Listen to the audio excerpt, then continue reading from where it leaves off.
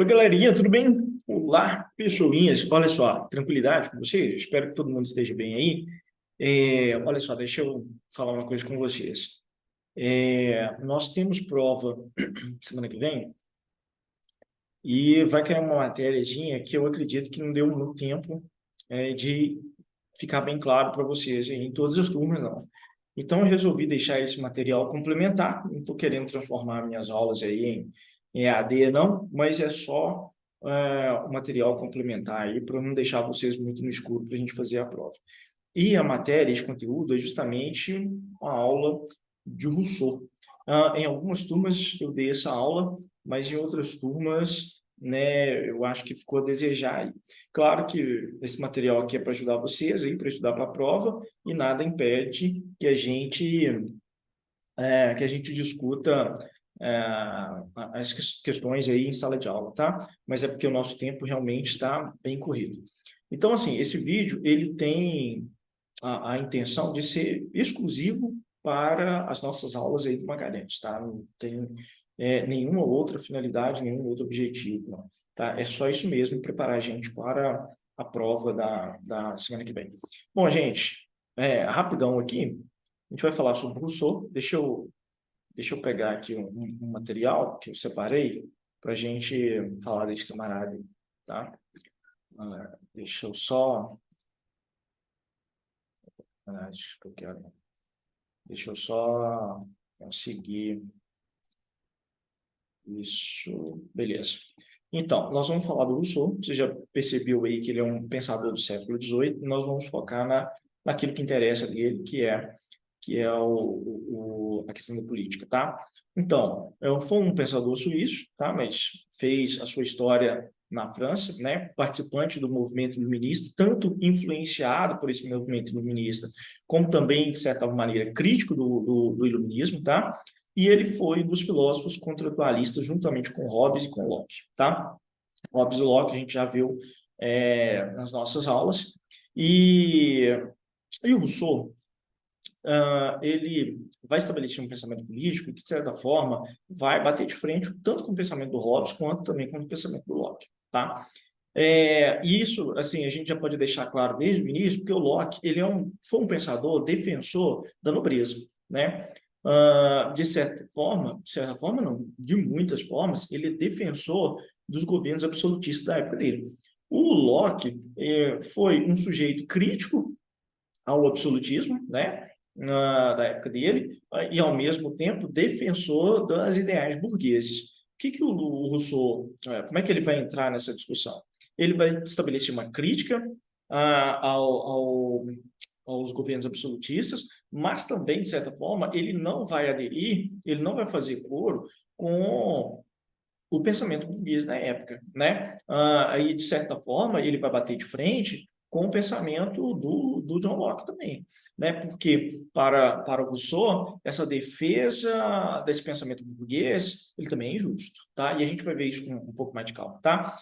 A influência do Rousseau na Revolução Francesa, entre tantas influências, né? No romantismo alemão, no pensamento do Karl Marx, tá? A questão aqui que estabelece para nós, o Rousseau ele participou de uma espécie de um concurso, e ele tinha que responder essa pergunta aí, essa questão, se o restabelecimento das ciências e das artes contribuiu para aperfeiçoar os costumes. Uh, Vamos entender aqui, iluminismo, século XVIII, né? Valorização, o que o iluminismo fez? Valorização da ciência, valorização da razão, valorização das artes e tal. Então, e estão lá os iluministas eufóricos com esse rejuvenescimento da ciência e da razão, e entendendo os iluministas que essa ciência contribuiu e em muito para que o ser humano se transformasse, se tornasse algo melhor no mundo, né? O Rousseau, ele para responder essa pergunta, ele vai dizer o seguinte: não, né? Na verdade, aquilo que vocês estão entendendo como progresso trazido pelas ciências, pelas artes, né, pela razão, na verdade, só serviu para tirar do ser humano aquilo que ele tem de melhor. E aí a gente vai. E quando o Rousseau ele dá essa resposta, na verdade, ele está fazendo uma crítica a, ao movimento da época dele, ele está fazendo uma crítica à sociedade da época dele e incluindo nessa crítica, né, os próprios ideais iluministas, tá? Então, aí você já viu de cara que, né, onde que situa a crítica do Rousseau ao pensamento iluminista. O Rousseau está querendo dizer assim, olha, o ser humano não evoluiu tanto assim quanto vocês estão pensando que evoluiu, né? Os nossos costumes não se tornaram tão melhores assim, tá? E aí o Rousseau ele vai dizer o seguinte: o homem é bom, mas a sociedade o corrompe, né? Ele está dizendo o seguinte: essa sociedade que a gente está vendo ela aí, ela não melhora o ser humano, mas ela corrompe o ser humano, ela estraga o ser humano, né? E aí, tá, aí começa então a discussão da política. A gente vai entender isso melhor daqui a pouco, tá? E na questão da discussão da política, o que o Rousseau vai pensar junto com os outros contratualistas, né? Ele vai pensar na questão da origem do Estado, né? E para que o Estado está aí, para que o Estado serve. Antes da gente entrar no pensamento do Rousseau, vale a pena resgatar as ideias do Hobbes. Para o Hobbes, o ser humano, antes da existência do Estado, né? A gente já viu isso em aula, antes da existência do Estado, o homem vivia naquilo que ele chamou de estado de natureza, né? Ou seja, o homem vivia em pleno contato com a natureza, sem Estado, sem governo, sem lei, sem polícia, sem política, sem nada. Então, o ser humano no estado de natureza é livre. Só que o que o Hobbes traz para a gente pensar aqui? O homem é o lobo do homem. Esse homem, ele não é naturalmente bom. Porque quando a gente está falando de estado de natureza, a gente está falando, na verdade, do ser humano naquilo que ele tem de mais natural, né? O ser humano na sua essência.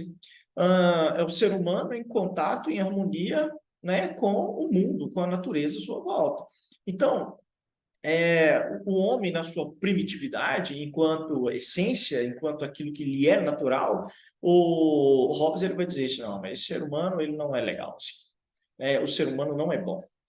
Por isso a frase dele, o homem é o lobo do homem. Lobo no sentido de ser um agressor, um predador, né? Ele está dizendo o seguinte, olha, o homem ele é destruidor do próprio homem. E esse homem, então, que não é bom e no estado de natureza, o Hobbes ele entendia que era um estado de guerra de todos contra todos, né? Cada um lutando pelos seus próprios interesses, cada um lutando pelos seus egoísmos, e então era o caos o estado de natureza, não era um lugar legal. E o Hobbes ele entende, então, que chega um determinado momento que a população entende que não é possível viver dessa forma, né, em guerra, e estabelece um acordo, o contrato social. Segundo Hobbes, então, o contrato social ele vai trazer o surgimento do Estado, né? E esse Estado tem que ser um monstro, tem que ser um Leviatã. Inclusive, foi uma questão, né, da nossa prova passada. Esse Estado tem que ser um Leviatã, e esse Leviatã ele precisa cercear, ele precisa limitar a liberdade das pessoas, porque se deixar as pessoas soltas, livres, elas vão fazer bobagem no mundo e um vai acabar destruindo outros.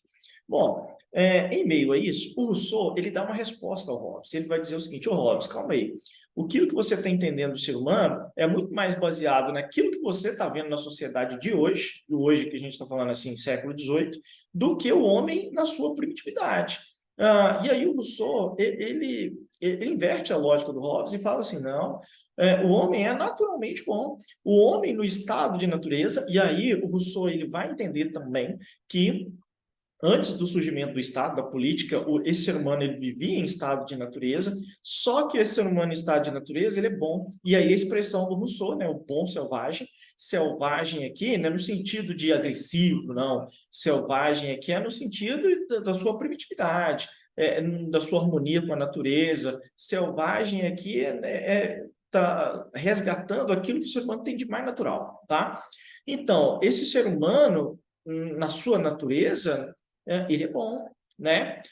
Ele é possuidor, inclusive, de virtudes inatas, como a compaixão e empatia. Virtudes inatas é aquilo que não tem nascimento. Quer dizer que o homem já tem essas virtudes desde sempre, né? Ele não precisou criar essas virtudes, não precisou nascer no ser humano com o andar da carruagem, mas o ser humano ele já vem ao mundo com essas características, com compaixão, empatia, né? De certa forma, o ser humano no estado de natureza é até assim, de certa forma, ingênuo, né? De certa forma, assim, jogando na nossa linguagem, ele é até bobo, né? Então, ele não é um cara ele não é um sujeito maquinando, né? Uns contra os outros. Não, ele é um sujeito querendo viver em paz, tranquilo, em harmonia com o mundo, com a natureza. E nesse estado de natureza, o homem, inclusive, seria solitário, cada um cuidando da sua vida, cada um cuidando das suas coisas, solitariamente e feliz, tá? Bom, o que acontece é o seguinte, quando é que esse mundo todo começa a desabar, né? Ele vai dizer o seguinte, olha, quando o ser humano ele começa a estabelecer cada vez mais uma racionalidade para lidar com o mundo, ele vai deixando a sua natureza de lado, esse homem primitivo, não ligando muito para as coisas, levando a sua vida de forma tranquila, quando ele vai colocando a razão no lugar dos seus instintos mais primitivos, esse ser humano ele vai se afastando daquilo que lhe é natural, e ele vai criando, então, na sua racionalidade, interesses próprios, interesses egoístas, e aí cada vez mais ele vai lutando no mundo para defender seus próprios interesses e buscar seus objetivos mais egoístas. Bom, e em meio a isso surge uma coisa que o Rousseau, talvez uma das passagens mais importantes do pensamento dele, ele fala assim, olha, no estado de natureza, ninguém é dono de nada e, na verdade, todo mundo é dono de tudo, porque não existe propriedade privada. O mundo está aí, o mundo de todo mundo, né? Para todo mundo usufruir. Mas ele diz o seguinte, teve um espertinho que primeiro cercou um pedacinho de terra lá e falou assim, ó, isso aqui é meu. E o Rousseau falou assim, o problema maior ainda é que ele achou gente inocente o suficiente para acreditar nele, né? Se tivesse pegado esse sujeito, desse uma lição dele e falasse, ah, deixa de ser bobo, isso aí é de todo mundo, os problemas do mundo não existiriam, né? Esses problemas que a gente convive ele na nossa sociedade, né? E ele fala o seguinte, a partir desse momento que o sujeito cercou um pedacinho de terra e as pessoas acreditaram que isso era dele, esse cara causou no mundo a desigualdade entre as pessoas. E essa desigualdade entre as pessoas vai levar o quê? Vai levar a disputas, vai levar a contendas, vai levar a guerras, né? É óbvio, aí você passa a ter quem tem e quem não tem, e quem tem quer continuar sobrepondo aquelas pessoas que não têm, quem não tem quer passar a ter também porque não quer ser submetido aos mandos e desmandos daquelas pessoas que possuem riqueza. Então, na verdade, com a desigualdade social, começa a surgir o conflito entre as pessoas. Tá? Então, a causa de todo problema é a propriedade privada. E aí, de certa forma, ele já está dando uma resposta para o Locke, porque o Locke via com bons olhos, claro, defensor do pensamento da burguesia, né? E aí você já começa a entender por que o pensamento do Rousseau ele não vai se conformar ao mesmo tempo que ele bate no iluminismo, ele também bate no pensamento burguês, porque ele não vai se conformar com esse pensamento burguês, né? Ele está querendo um exercício democrático mais amplo daquilo que o Locke tinha pensado. E aí ele vai discordar radicalmente do Locke, porque se o Locke via propriedade privada com bons olhos, o Rousseau ele vai entender, ele entendia, melhor dizendo, que não, a propriedade privada, de certa forma, é um mal que veio ao mundo, né? Bom, em cima disso, ele vai dizer o seguinte, olha, o Rousseau, né? Chega um determinado momento que nessas disputas entre as pessoas e tal, é preciso as pessoas se reunirem, né? E foi necessário, foi preciso que as pessoas estabelecessem entre elas uma acordo, porque, obviamente, não é muito saudável viver em disputas e contendas, e até mesmo porque você não tinha muitos parâmetros para estabelecer nas disputas entre as pessoas, né? Que propriedade privada vai gerar disputa, entre as disputas entre as pessoas, quem tem razão, quem não tem razão, né? Como é que se estabelece a justiça em cima disso? No estado de natureza, você não tem parâmetro para estabelecer a justiça, porque você não tem lei, você não tem governo, né?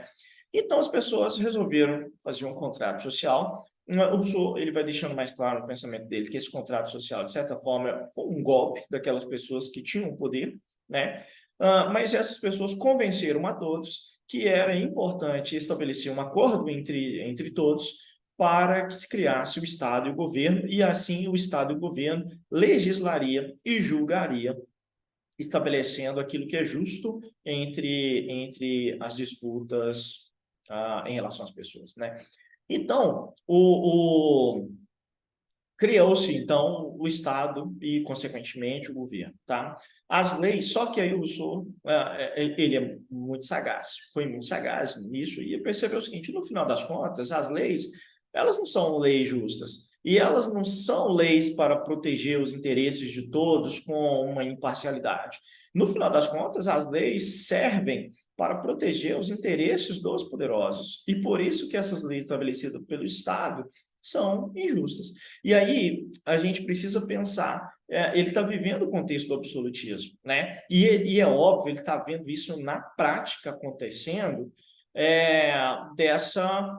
de como que essas leis criadas pelo Estado absolutista, ou melhor, pelos reis absolutistas, quanto que elas são prejudiciais para a população em geral. Mas também ele não é bobo e ele sabe também que todo esse ideal burguês de revolução, né, nada mais, nada menos é trocar o poder de mãos, de sair esse poder das mãos de uma certa elite para cair nas mãos de uma outra elite, que na verdade é a elite econômica burguesa. E aí o Rousseau falou assim, olha, não, aí também vai dar problema, aí também vai dar ruim para a gente, né? Então, o Rousseau, ele entende o seguinte, ora, uma vez que o Estado, ele existe na prática para proteger os interesses dos poderosos, ele chega à conclusão que o homem ele é livre por natureza, ele nasce livre, mas por toda parte se encontra ferros, ou seja, está preso, né? Ele está preso às leis injustas, ele está preso a costumes injustos pela sociedade, né?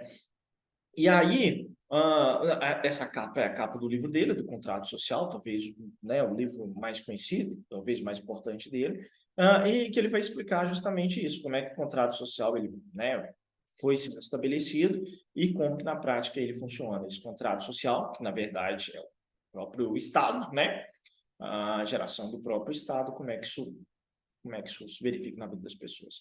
Então, o Rousseau entendeu o seguinte, olha, nesse Estado que é corrupto, como é que você quer que as pessoas, que os homens, eles sejam virtuosos? Ele falou assim, não é, porque esse próprio Estado injusto vai levar com que o homem, ele também seja corrompido, né?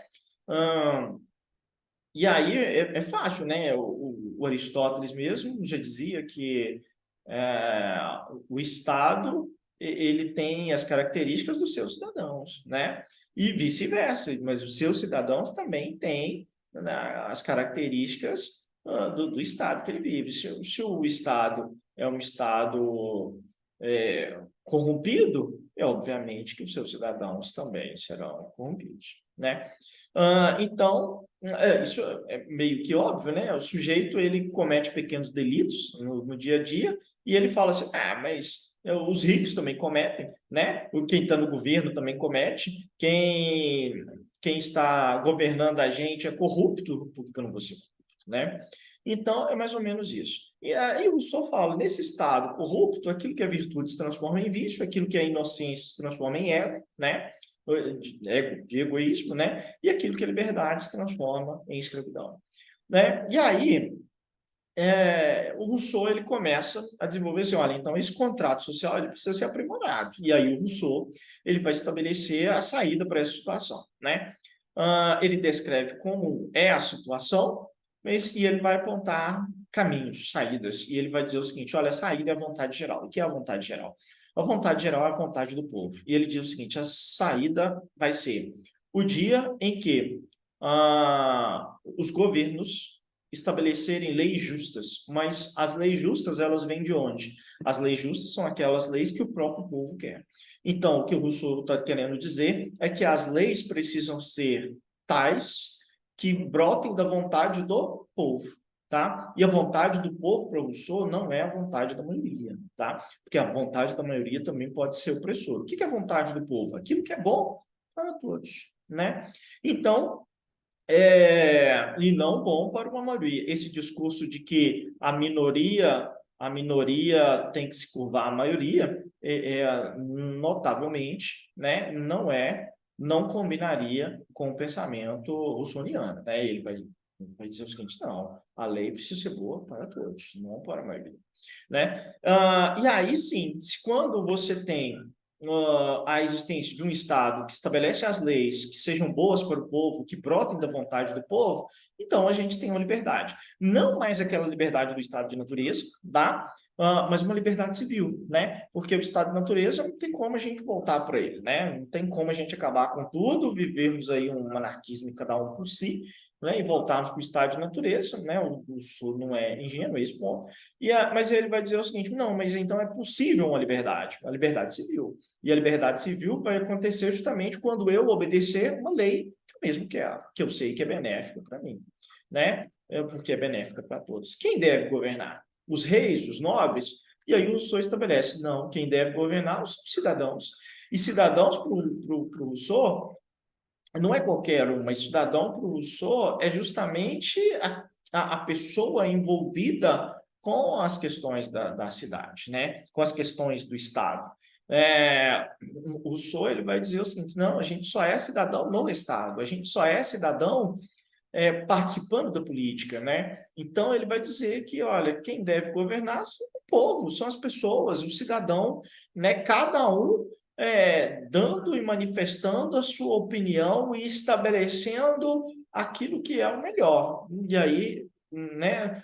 Notavelmente, não só aquilo que é bom para mim, mas aquilo que é bom para todos nós, né? Aí ele é a favor de uma democracia direta, né? Nós vivemos, só lembrando a título de comparação, nós vivemos uma democracia que é indireta, é uma democracia representativa que nós vivemos, né? Nós escolhemos alguém para pensar e decidir por nós, né? Eu votei em um candidato que vai decidir por mim.